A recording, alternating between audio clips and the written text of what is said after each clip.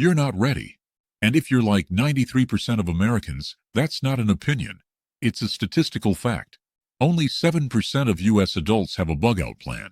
Less than 2% have ever practiced it. And if you think you're just going to grab a bag and head for the hills when it all goes south, you're already on the casualty list. Civil unrest is rising.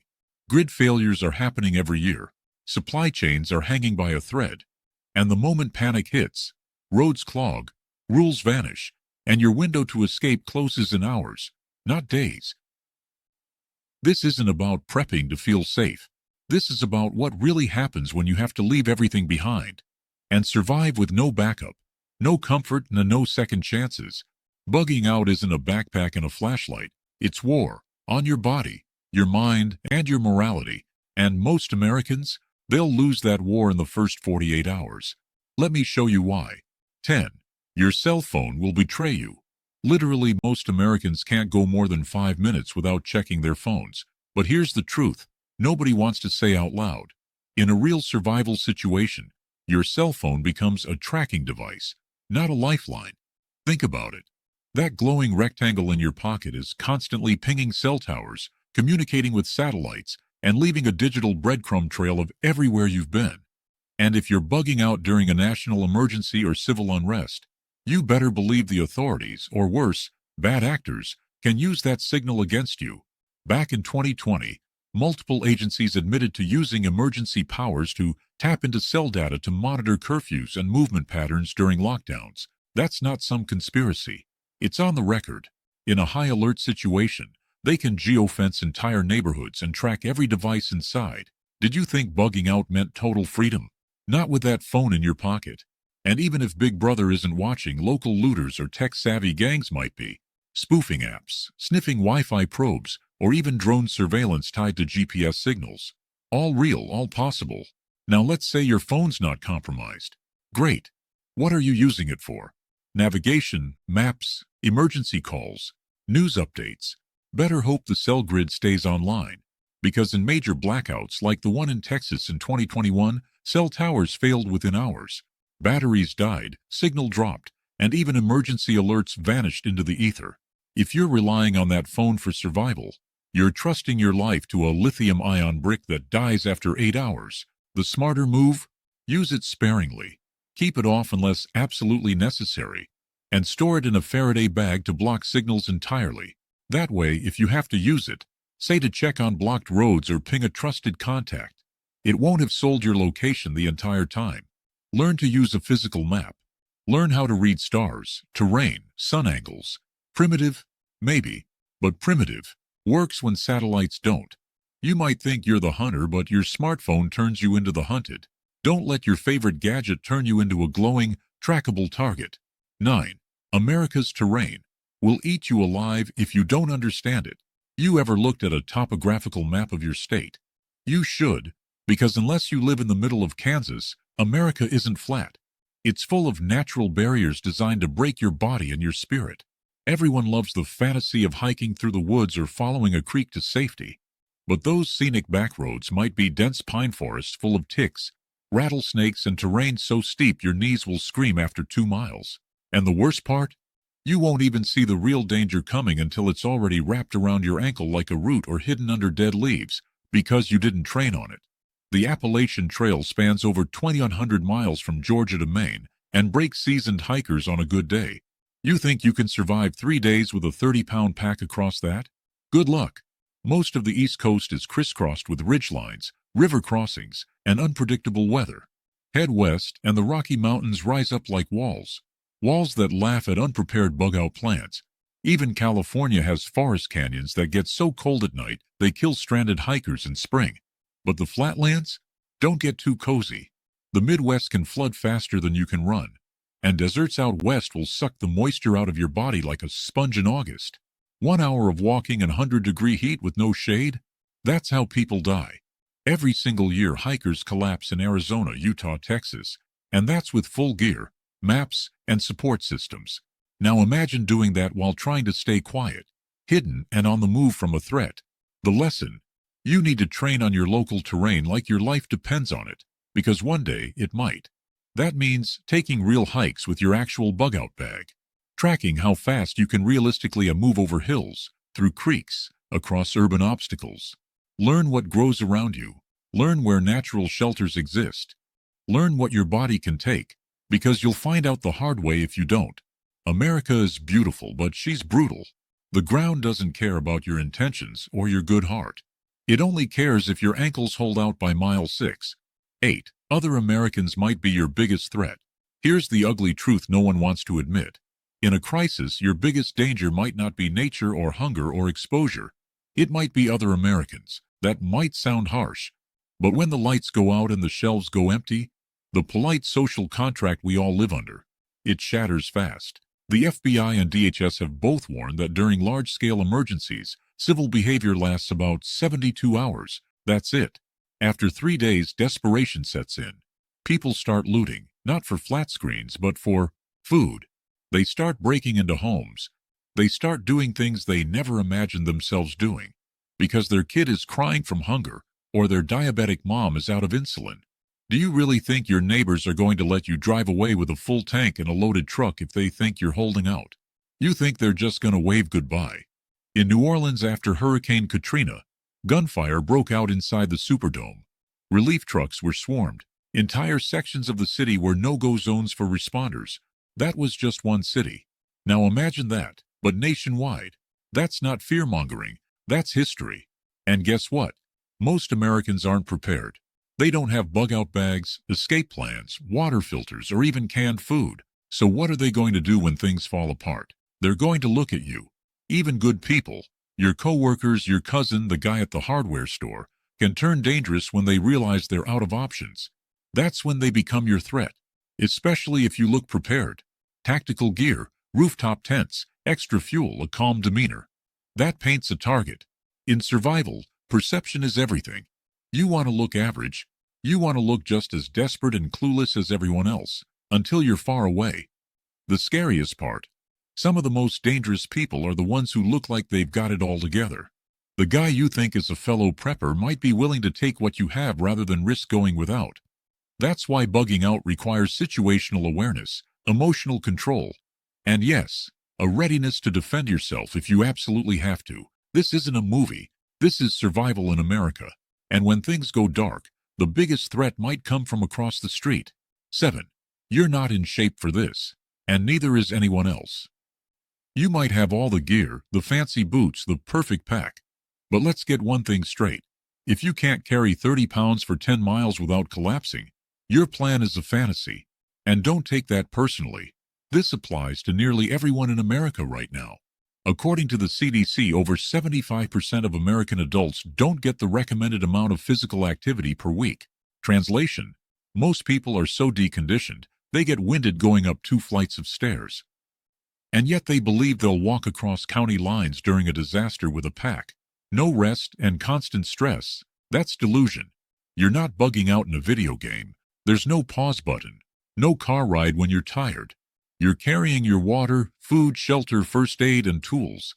On your back, under pressure, possibly under threat. Your legs better be ready. Your lungs better be ready. Your willpower better be ready. Think this is exaggeration? Ask any infantry soldier what a forced march feels like with 40 pounds on your back. Now, remove the team support, the training, the medics, the resupply lines. That's what you're facing. Every pound in your pack will feel like 10. Every blister could become an infection. Every pulled muscle could be the end of the road. And don't even get started on family. Your spouse, your kids, your parents. Can they handle that kind of physical demand? Because your bug-out plan needs to work for everyone you're bringing with you.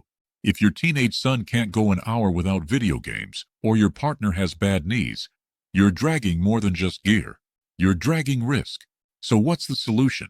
Start now. Walk with your pack every week. Add weight slowly. Do stair climbs, squats, deadlifts, whatever builds endurance and real-world strength. Teach your family to do the same. Build your stamina like your life depends on it, because it does. Don't wait until the sirens are wailing to realize your body is the weakest link in your survival plan. In the world of bugging out, being out of shape is the silent killer nobody talks about until it's too late. 6. Nature doesn't care about your comfort zone. There's this romantic idea out there that when it all hits the fan, You'll bug out and just live off the land. You'll catch fish, gather berries, maybe make a little fire under the stars, and roast some marshmallows. Reality check. Nature isn't your friend. It's not even neutral. It's out to kill you, and it doesn't apologize. Let's start with weather. Every single year, extreme temperatures kill more Americans than any other natural disaster. That's before you factor in the collapse of heating, cooling, or shelter. If you're bugging out in the South during summer, welcome to 100-degree days with 90% humidity. In the North during winter, try surviving when the temperature drops below freezing and the wind chill makes it lethal in minutes. Your clothing, your shelter, your fire-starting skills, they better be flawless. Then there's the wildlife. No, you're not going to befriend a deer and live like Snow White. You're more likely to get bit by ticks carrying Lyme disease or find raccoons tearing through your food. And don't forget bears, snakes, wild boars, or the microscopic killers like Giardia in your water. One sip from an unfiltered stream and you could be curled up in agony, dehydrated and immobile for days. That's how people die. Still think you'll live off the land? Good luck. Edible plants look a lot like poisonous ones. Most wild berries are toxic. Hunting takes skill, stealth, and time. Even building a fire without dry wood can be a nightmare. That flint striker won't save you if everything around you is soaked. And if it's windy, raining, or freezing, even setting up a basic tarp shelter can turn into a race against hypothermia. Nature is relentless. It doesn't stop because you're tired. It doesn't ease up because your morale is low. If your bug-out plan includes roughing it outdoors, you better have trained in every season, in every condition. Get wet, get cold, sleep outside in a storm, and learn how to stay dry. It's not about being a hero. It's about surviving long enough to be one. Because once you're out there, your biggest threat isn't just the criminals or the chaos.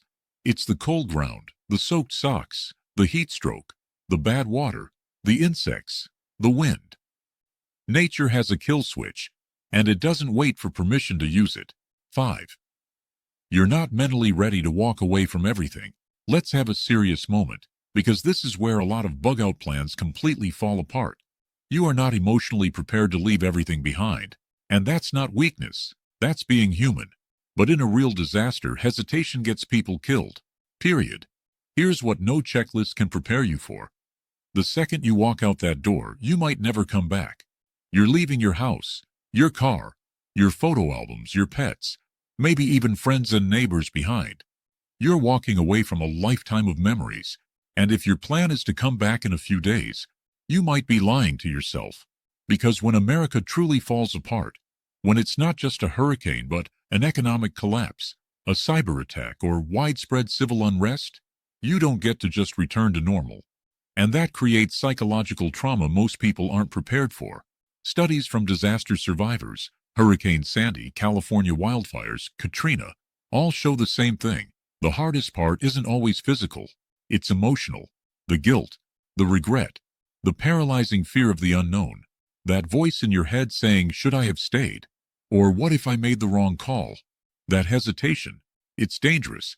It's what causes people to wait too long, to check on one more thing, to grab one more photo album, to knock on one more neighbor's door. And while they're doing that, the window to leave closes, the roads jam, the smoke thickens, the looters arrive, and then it's too late. Mental readiness isn't about being fearless. It's about being decisive under stress. It means knowing your line in the sand. When X happens, I leave. Period. No debate. It means prepping your family mentally too. Holding the conversation nobody wants to have. If I say go, we go. No second guessing. No tears. No arguments. Train your mind like you train your gear. Run drills. Do weekend blackouts.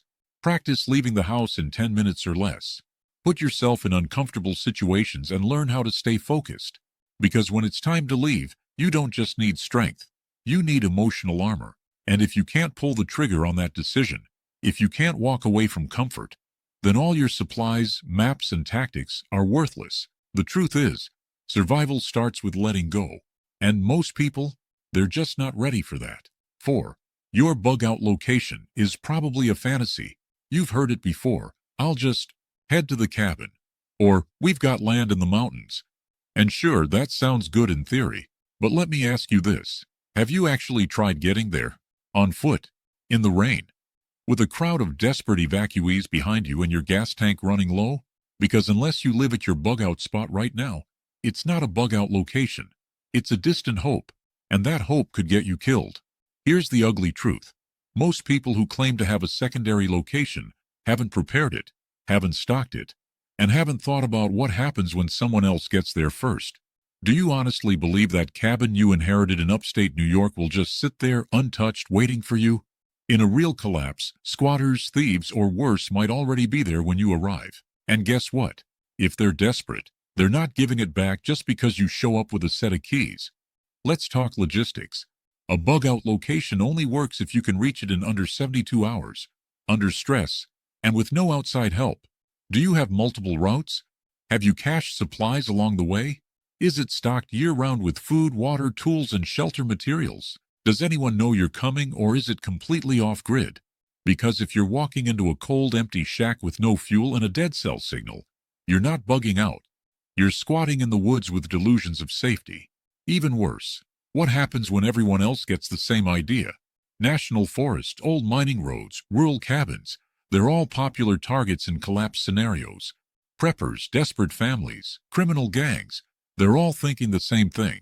Get away from the cities. So unless your location is truly hidden, you could be walking into a confrontation instead of a sanctuary. A real bug-out location isn't just land. It's a fortress of forethought. It has resources, it has redundancy, it has a plan. If you haven't visited it every season, tested every route, stocked every shelf, and defended it in your mind a dozen times, then you don't have a bug-out location. You have a false sense of security. 3. Law enforcement might not be on your side. Now this one's going to sting, but it needs to be said. When society cracks, the badge doesn't always protect you. Sometimes it becomes a threat. And no, I'm not anti-cop. I respect law enforcement. But I also understand history. In every major American crisis, from Katrina to the LA riots to the lockdowns of 2020, law enforcement's role has shifted fast. When panic hits, they don't have time to play referee. They enforce control by any means necessary. In 2005, post-Katrina New Orleans saw one of the most shocking events in U.S. law enforcement history. Door-to-door gun confiscations. Residents, law-abiding citizens, were forcibly disarmed for their own safety. Elderly people were slammed to the ground. Entire neighborhoods lost their ability to defend themselves. And guess what? The gangs and looters kept their weapons. That's not an isolated event. During COVID, cities imposed curfews, checkpoints, travel restrictions. And if you broke them, you faced jail time or fines. Imagine trying to bug out in that kind of environment. You're driving across county lines, dirty, tired, armed, with your entire family in the car, and you hit a National Guard checkpoint. Do you get waved through, or do they see a threat? A hoarder, a deserter? Here's the chilling part. In a real national emergency, martial law is on the table. That means your rights take a backseat to public order. Your gear can be seized, your vehicle impounded, your freedom of movement revoked. That back road you were counting on might be blocked by a barricade and a soldier who doesn't care how many prepper videos you've watched. And don't assume rural sheriffs will always be friendlier. When the power's out, the radios are silent and their families are hungry too. Some might go full survival mode, protecting only their own. Others might turn corrupt, taking what they want from whoever's passing through. So what's the plan? You need to know how to navigate gray zones, how to avoid confrontation, how to act non-threatening while still being prepared, how to move quietly, legally, but invisibly. Because when you're bugging out in a collapsing America, the line between civilian and suspect gets very, very thin. And if you cross it, even by accident, you might not get a second chance to explain. 2. You're still thinking like a civilian. Let me be real with you. If you're approaching bugging out with your everyday mindset, thinking like a consumer, a tourist, or even a weekend camper, you're already behind. Because bugging out requires a complete shift from civilian thinking to survival thinking. And that shift? It doesn't come easy. Civilians wait for permission. Survivors make decisions without it. Civilians look for comfort. Survivors look for what works. Civilians avoid confrontation. Survivors know when it's time to disappear or fight. Here's the core problem.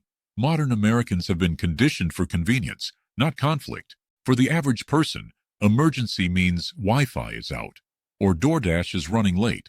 But survival, real gritty survival, it demands decisions that feel cold, uncomfortable, even ruthless. Example, you find an abandoned house. It's empty, quiet, stocked with supplies. Do you take shelter there? As a civilian, you hesitate. What if the owners come back? But as a survivor, you scan for danger, set a watch rotation, and prep for defense. You take what you need, leave what you don't, and stay sharp. Civilians also cling to fairness. That's not right, they'll say.